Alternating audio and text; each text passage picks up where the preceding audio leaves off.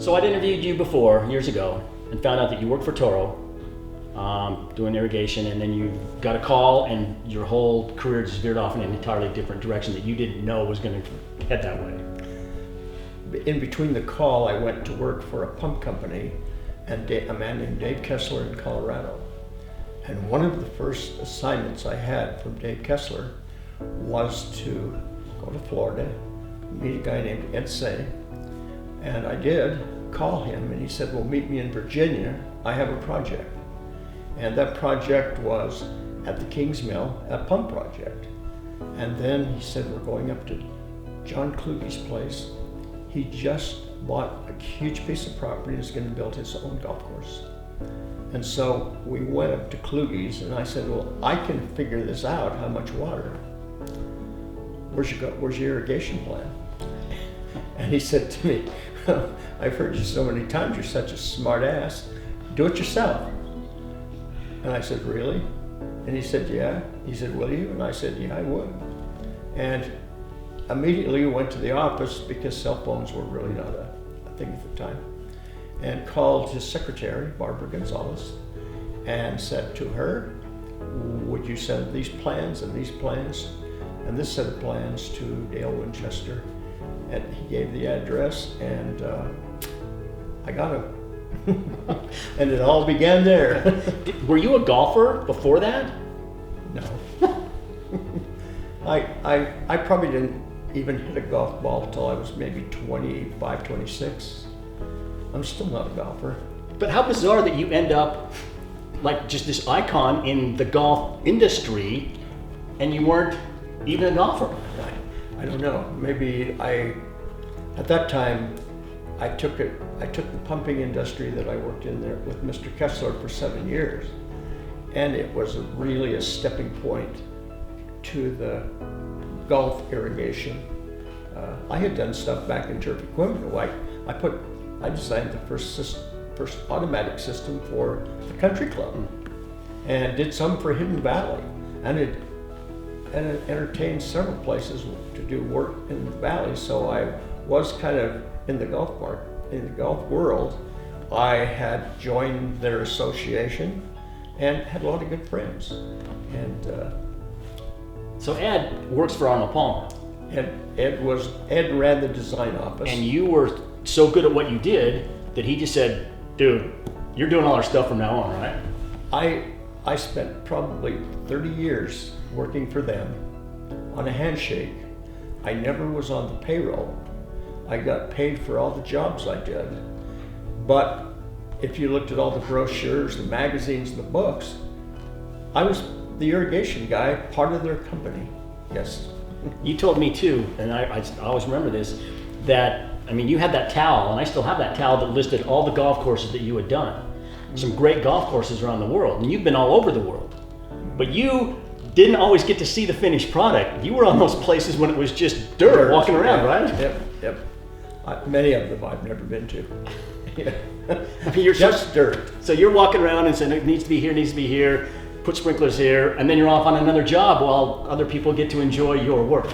And you come back on a lot of them and you walk through, but the grass still hasn't grown. It's just maybe germinating, and you just say, yeah, it looks pretty good, and you're gone. And I remember too when we talked that I was fascinated by the fact that, you know, you think, oh, it's not just sprinklers. I mean, you've got to figure out where to put ponds because they've got to be high enough that work the drain, the gravity feeding the sprinkling system, and all. It's not just put a pond here just so golfers like me can lose golf balls in the pond. There's a reason the ponds are there. And that's the case in a lot of places. The ponds are for a reason. A lot of people and architects put them because they want to put them to make it look good. But hydraulics, which is the movement of the water to and from, has a lot of technical reasons why you do things. And that was, I don't know why, but I took to it very carefully. I did not have education in that field. Mr. Kessler taught me so very much about moving water, like a job we did in the Ukraine before it all fell apart.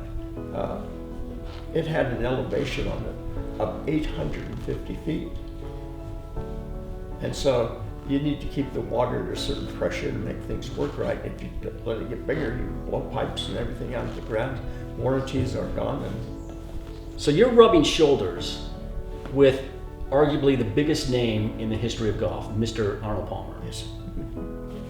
You got to be such good friends with him that you ended up being like one of his semi-official photographers. I mean, you're inside the ropes taking pictures. I was. Talk about your friendship with Mr. Palmer. A lot of people ask me about him, want me to tell stories, and really all I can say is he was my friend. I have his phone number still in my cell phone, still in my phone. He called me personally several times. He asked me questions. We just had some kind of relationship that I don't think any of his staff or family knew. Was he as nice of a gentleman as the media thought he was? Probably better. Probably better. That's so good to hear. So you were all over the world with him, right? I mean, you were talking about courses. He wasn't all the time there, but quite often he was. And we were always there to dig the first shovelful with all the people around. At the Oasis in Mesquite, Nevada, for example, he went out after the course was built, and he was there for the first round to play. And we got up to the very first green, and he looked at it, and he said, "Boy, I surely don't like that, the way that looks." And he said, "I will fix it." And he worked at it for a while, had his shaper bring the cat over next day when all the crowd was gone, and he started going at it.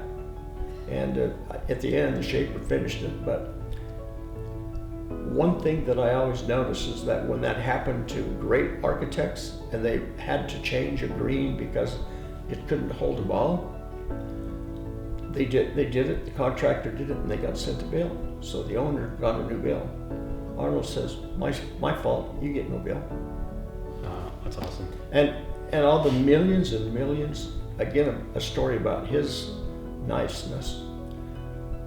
Millions and millions of people in time sent him things for autograph. Even one time, I was sitting at his desk, and there was a case of Pennzoil. They wanted him to sign.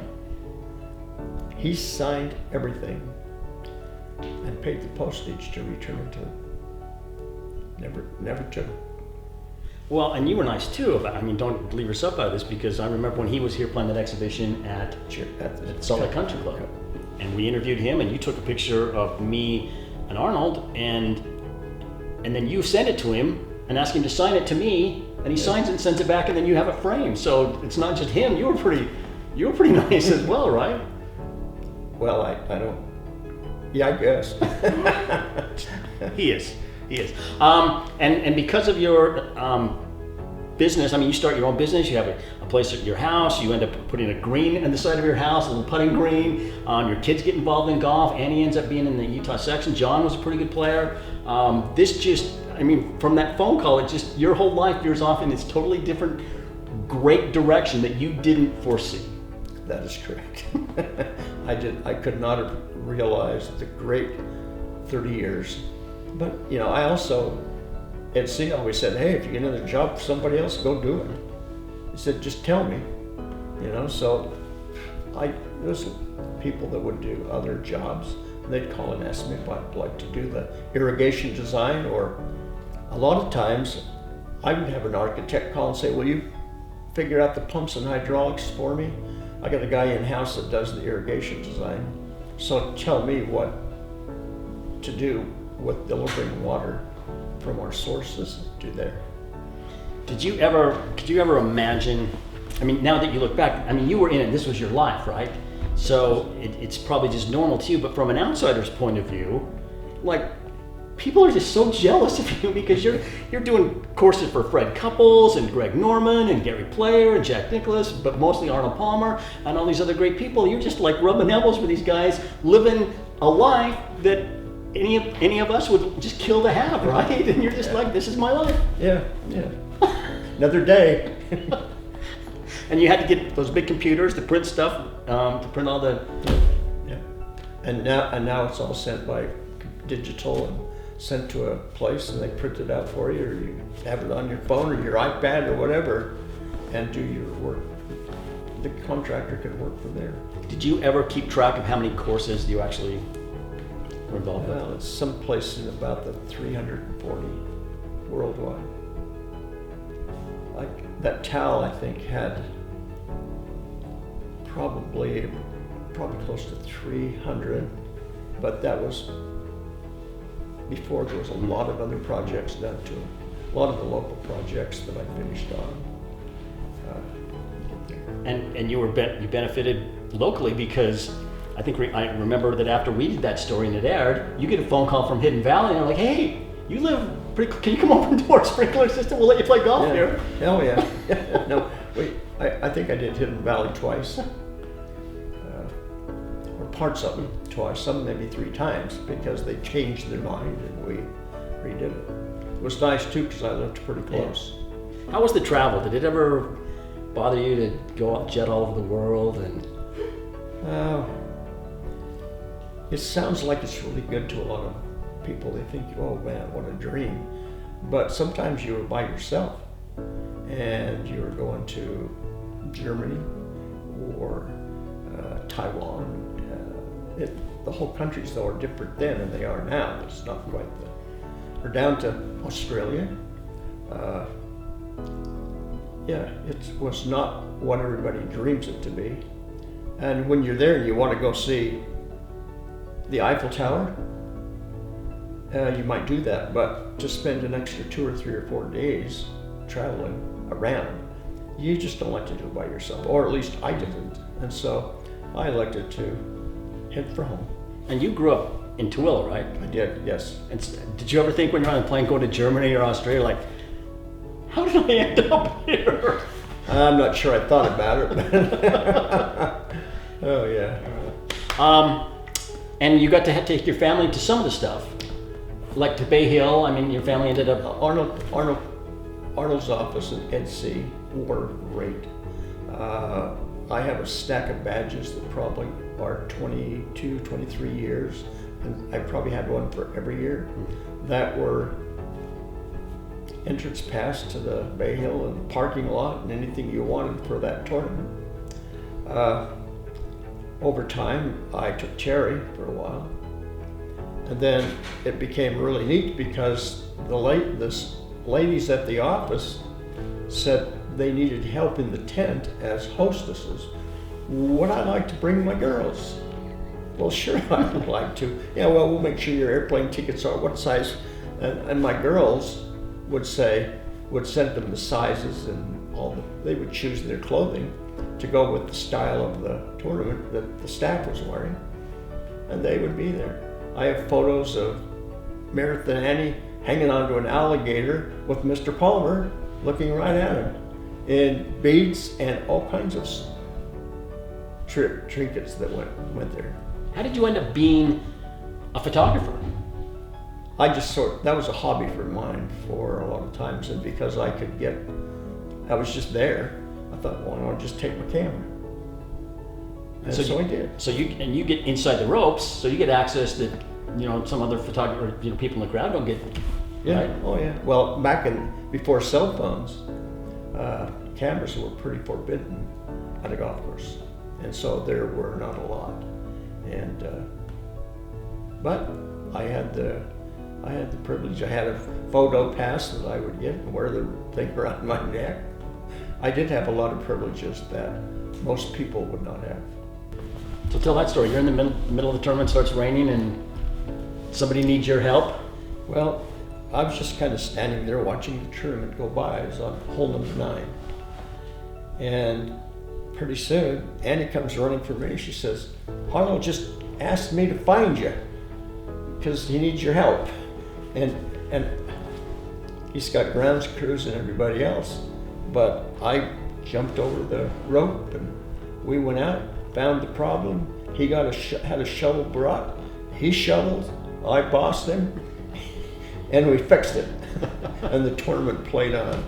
When you thumb through these pictures, like, It seems like you just like instantly see a picture and you know the story behind like all of them, right? Yeah, There's so many. There's so many, and most of the photographs that I could have are all in negative, and I've got to try to get some of them put into a digital format, but most of them were taken with a 2 1/4 format on a Hasselblad, and not too many people do that. This one, we were just at a corporate outing, but he was watching Terry, my wife, swing. I have a better one that he has 2 of him standing back with her swinging, but he signed this one. And, he was just a regular guy and had a lot of fun, and he knew that the guys had teed up a exploding ball. He walked out there and smashed it, laughed with everybody. So yes, the book I have, most of these are the ones that are signed of him playing in different places. And one when he came to the country club and played with Peter Jacobson, Tom Kite, and Mark Ymir. Ed C., Mark Eaton, John, and myself were walking down the fairway. You know, Mark is way up there. And Arnold, at the end of the day when he's through, he says, "Do you think I can get a photo with him?" And I don't have it. I've got the negative somewhere, but I did blow it up for him and send it off to him. But they stood by one of the trees out in the parking lot. So when he'd come to play in the showdown and later the Nobel Championship at Park Meadows, you just had to be like, he's coming to my state. This is awesome, right? Yeah, and I knew where he lived, and they had what they had, and I had my coat, and we had time together. I got a photo of my daughter Courtney out on the back patio, sitting on his knee, and he's chatting with him because she'd been up there and walked with him. He took good care of my children. That's awesome. He called me one day and said, "Dale, I have a project. I have to go to elementary school and teach the kids about golf courses." And he said, "I have no idea how to teach them about a golf course. Think about 3rd and 4th graders trying to understand how you build one, how you design one." He said, "I don't even know if you can help me." And I said, "Let's think this through for a minute." I said, "What if we take 10 golf courses that we've done and count the pipe, the wire, and add it up and say, a golf course requires this much pipe and wire in miles." He said, "Oh, that sounds good. We ought to pull that one off." And so I took another few days, 115 miles average. And the mileage started getting larger as time went by because they became more technical and more electrically organized. And so, yeah, it became bigger than 115 miles of pipe and wire. What happens when your sprinkling systems go down in your house? I call Annie's husband, Andrew, to come help me. But what happened when it used to go? I honestly, truly, I'm very poor at residential control. At the house I moved from, I had the best golf course control system you could get. 32 stations, you could do anything you wanted with it. And here you just have a regular one that you bought down at the store. So yeah, I'm bonding with it. That's awesome. I was a non-employee, but I was with them for several years. And at the 10-year time, employees got a Rolex watch. That was their 10-year deal. So my kids, I got one over here watching this, conducting. We were all there. I was there 14, had been working off and on, doing my thing for 14 years.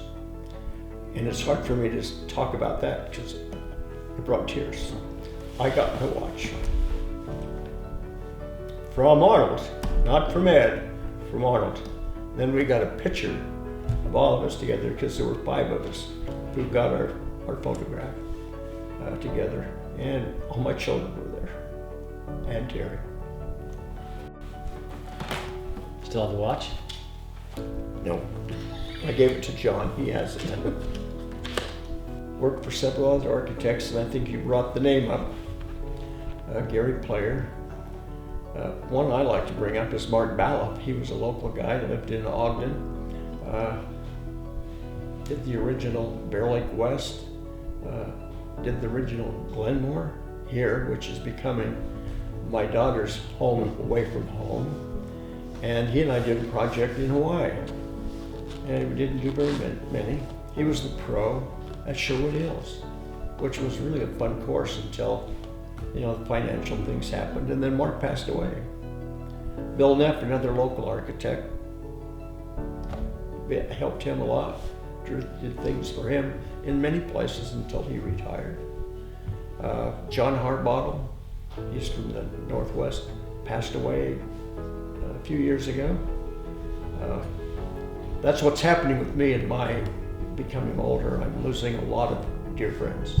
I mean, it almost feels like people around the country, around the world knew more about you than the people here. Yes, that's true.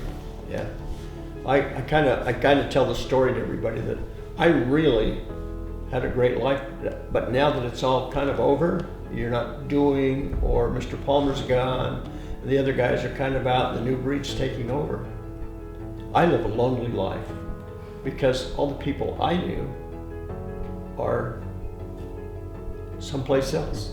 They're in the Philippines or other countries. When my son John had surgery, these girls have listened to me name people's names all the time, architects I worked with or contractors. And Courtney just kind of had a list made, and there was like 30 something. Well, we were up sitting at the hospital when John was recovering from his surgery, and I said, I'm going to top you. I've got a list of the people who I've known, and it's only partial. There was way over 1,000 people that I had the names written in a book of the people that I knew, but I would say 50% of them have passed on. But they were good friends.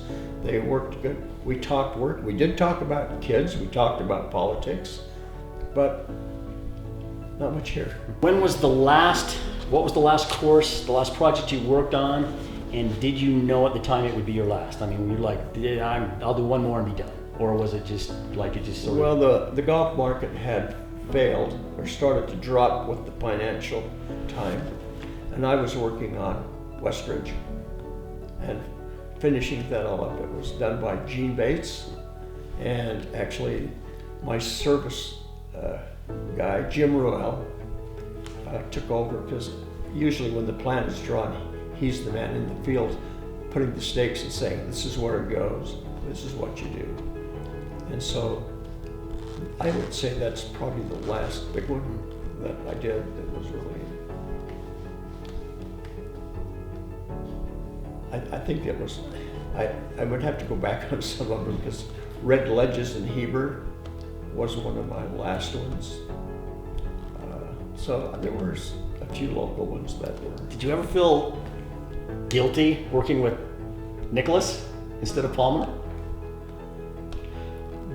No, but it was just like working for somebody else. He was a man who didn't have that social ability to really want to mingle with all of the people involved. You were kind of a march and step kind of guy when you did work. He had most of his people there with him, and he kind of kept in a little pod. So they did the questions, they asked it, and they sent you the plans, and you sent it to them, not to him. I was just reminded of a couple of sad things that's happened in our life, is that we did The King and the Bear, and Jack and Arnold co-designed it. Bruce Borland, who was Jack's chief architect just after that, was on the plane with Payne Stewart when it went down. And just prior to that, Terry and I were at a project called Northport, and the Lake of the Ozarks. When we finished that project, or when we were at that project, Lee Turbino was there, and he had his caddy was Herman. Remember Herman? Herm. And Payne Stewart was there. Terry and I have a beautiful picture of Terry and Payne Stewart together, which never had an opportunity to get it signed. Sometimes time goes by before you meet him again. It went too far by. And so those are about the only two things that were really kind of sad on the design work. In your own words, what are your strengths? I mean, to me, it seems like you have a vision to be able to go to an empty field, a stretch of ground, put stakes in, and know what it's going to be. I mean, because you spent a lot of time literally putting stakes in the ground. That's And then you right. had John helping you do it when he was little. But what, I mean, is it the ability to see something in a raw shape and be able to know what it's going to be like? If I do the work here, it's going to turn out to be this. You could visualize that. What is your strength? What was your It strength? was nice to have a good architect give you a set of plans to show you where the golf course would go. You would know if they wanted a border water or a full water. But my strength is delivering the water to the right place at the right pressure and being able to attack any place that needs water and get it there. Elevation, no elevation, flat mountains, just to get it. That's mine. I would rather sit and make pump stations and size pipe and say, this is where the water goes. This is how you get it there. This is the best route. And this is where you put everything. So yes. I was sitting at Arnold's desk knowing that my daughter Annie was going to deliver a grandchild. Everybody knew it would be Drew. And I'm sitting at his desk getting ready to go to the airport, knowing that I'm going to get there about the time he's born. And I went down to the pro shop, picked up a Bay Hill flag, white, handed it to Arnold, and I said, make it to Drew, welcome to the world, Arnold Palmer. And he just there cranked out the flag. And I flew home, got off the plane, drove out to the hospital, and with the flag in hand. And I'm then quickly told that his name was Warren. They had changed it in an instant. And so here I have the white flag. So I called the office in a couple of days, and I asked the secretary if she could go down and get me a yellow flag and have him sign Warren, welcome to the world. And I did that for a lot of my grandchildren until time got to the point where Arnold wasn't signing. And so I missed a few. Did you think about asking Annie to change his name to Drew? just so the flag would work. I did not. That should have been. We should have done that. I don't think it would have gone. But that was really kind of a jolt, you know. Changed his name. You just did Warren. this nice thing. Warren. Just prior to Arnold's death, maybe within 2 weeks, we didn't know he was going to pass away. We knew he was ill, not doing well. And I called the secretary at the office, Gina. And I said, Gina, is Arnold doing any signatures at all? She said, he's doing a few. What did you need? And I said, I would like a Latrobe Country Club flag that just says Arnold Palmer. No other tournament thing or anything else. Just Latrobe Country Club. Because I do have one from Bay Hill. I have tournament flags where you get one that says Nestle's this or this kind of flag. I said, I'd just like to have one flag with his signature on it for Latrobe. And he says, done. And it was probably a week before I got the flag. And probably within maybe 2 to 3 weeks after that, he passed away. So I have one of the last real signatures from Arnold before passing. But I know it. It was never authenticated by the. I've got all these pictures that I couldn't. The only authentication I have is that I was there, and that's all I can say. It's like my putter. We were at one of these golf tournaments, and he was just watching, and he said, "You lefty?" I said, "Yeah." He said, "We're gonna fix that," and he laughed. And it was probably 2-3 weeks. In the mail comes one of his famous bullseye putters, left-handed, signed on the face. No note, no anything, just got the putter. And at the end of the day, I can say he was just my good friend. I gave a lecture to University of Utah landscape class several years ago when I was right in the middle. I guess on purpose, the professor, a lady, got up and introduced me, but didn't say what I did. And I just was a sprinkler system guy coming to talk about pipe, wire, and fittings. First thing I said, well, I do mostly work in golf. I'm going to put out a few names and see how many hands go up with those who know it. And I said, Sam Snead, 4 hands. And Bobby Jones, 0. And then I said, Jack Nicklaus. And there were probably 30. I said, Arnold Palmer.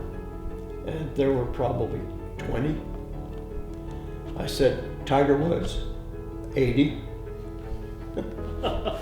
Terry and I went to the opening of Northport, and we were driving ourselves because we were going to go after. We were going into Kansas to work with Gene Bates and meet he and Fred Couples to do another project and the contractor that was going to get started. So we were going to go to this Northport, and we brought our clubs and we're going to play golf. And we first checked into the hotel, and I said, well, where's a good place to eat here? And she says, you got a place where there's not many places. And she says, I'm sure you'll have a 2-hour wait, but it's up, I can't remember the name of the cafe. So we drove up, parked in the parking lot, it was full, walked in. It was noisy and full of everything. And the lady said, probably we can seat you in probably an hour or so. And all of a sudden, from down the hall, I said, hey, my pipes are leaking. It's Arnold. He's laughing his tail off because we had just finished the design and the installation of his golf course at Latrobe. And he laughed, and he waved us in, and they had room for Terry and I to have dinner with them. At Park Meadows, the senior tour, Mike Allen was the Channel 4 news guy. Arnold was playing, and I can't remember what hole, I think it was really only on hole 2. It was dog leg to the left, and he'd hit the ball right over by the trap. My children, Terry, and I were standing there, and he was walking to his ball just like a golfer does. He wasn't cussing or anything else. And he spotted Terry, who was his favorite, and he just went around the back of the trap and come over. And on the television report that night, Mike is saying, Mr. Palmer is such a friendly guy. Look at that. He just goes and picks people out of the audience and spends time with them, and is so friendly. We got a big kick out of that. Just random, out of the crowd, just a random person. Just a random person. That he's known for 30 years. I can go to a superintendent's meeting that is really changed since the late 60s to today, when the 60s when I started in the association. You could find that the superintendents changed many times, and they really don't know, even though you did it 30 years ago. They have no idea that you were the guy. Let me ask you this. Most people, like what I do, like when I die, there's going to be nothing left. There's not going to be anything that I built that is still around, right? For you, and that's got to give you some sense of pride that even after you're gone, there's going to be these great golf courses that people are able to enjoy and comment on the beauty of the grass because you did it, right? I would say yes. But when you go and you die, or when I go and I die, it's not something that we're going to be on Craig Worth's TV show that I watch every Sunday because I love the things he does. But we're not going to make that one because we did our thing. Our fame was just what it was, or if you call it fame, and we can take a lot of pride in that. Yeah, I always tell people, if it's not green, that wasn't my fault. I didn't do that job. I mean, it's behind a lot. What you did may be behind the scenes, but people still are going to be able to enjoy what you did for years and years and years. And there are a few people who know the style that I worked and the things that I created in the industry. There's probably 10 things that became a standard of what I introduced into. Our industry years ago was pretty tiny, and it really is still tiny. At one time, there were only 8 people in the United States who were making a full-time living designing golf course irrigation systems. 8. And so it was a small industry, and we created things, the guys, and we talk about it, and we had just good times thinking about it, but I can be credited with a lot of things that if I was to tell you, you wouldn't even know what that meant. Was it competitive with those 8 guys, and then as it got bigger, was it cutthroat? Did you guys hang out? Did you know each other? You know We what all they were knew doing? each other. There was a couple of guys that were just obnoxious, but for the most part, they were good friends. A lot of them are still very good friends, and we touch bases once in a while if we go to a conference or a convention. And there's still not a lot of guys doing golf design. And a lot of companies have an in-house staff now that do remodels, and so they don't hire a consultant per se. They just almost do what was before, but the pipe is wearing out, the heads are breaking, the control system is gone from way mechanical to way digital. All those things are changing. But a lot of places, the pipe was specified correctly, the spacing was correctly, and so that was left. They just replaced wire, heads, and control. And so most people could figure that one out on their own. Let me ask you a hard question for your family. 2 questions. Are you afraid to die? And what do you want your grandkids to know about you? I'm really not afraid to die. I think I guess that's a hard question, because that does bring some fear into you when you know that you have a little sickness and things that are happening. But I'm not going to let it consume me and make me miserable. At least I'm going to try not to. And I guess I want them to just say he was honest, his integrity was good, and what he said, he kept his word. Has nothing to do with my work. It's how I treat my people, my family, my friends, every time, all the time.